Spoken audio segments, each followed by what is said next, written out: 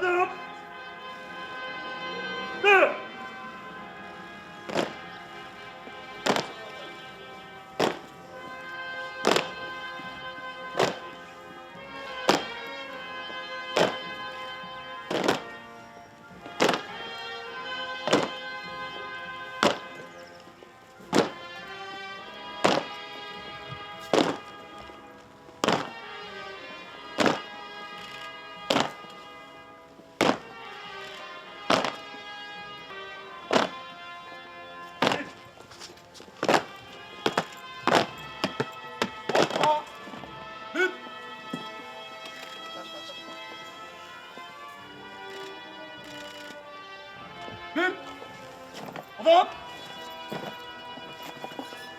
Ne?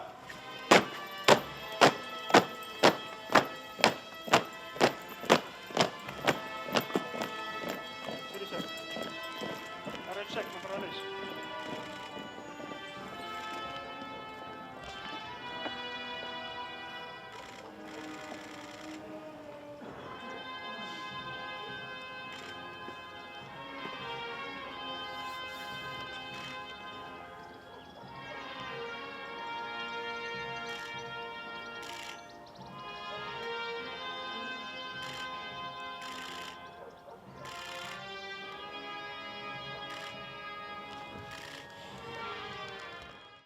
بسم الله الرحمن الرحيم يا أيها الذين آمنوا استعينوا بالصبر والصلاة إن الله مع الصابرين ولا تحسبن الذين قتلوا في سبيل الله أمواتا بل أحياء رب العالمين.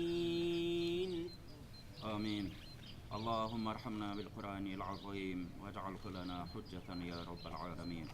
اللهم qilgan Qur'an ayetlerini sabın Peygamberimiz Muhammed Mustafa sallallahu aleyhi ve sellem'den urukuna uşul dünyadan ötüp geçken jalpı musulmanlarının katarında uşul derde repressiyada uşul şehit bolgan atalarımızdan arbağına keçekki günderde uşlarda mekan için şehit bolup ketken uşul jerde agayinilerimizden arbaqlarına jalpısına bağışlagan bolduq.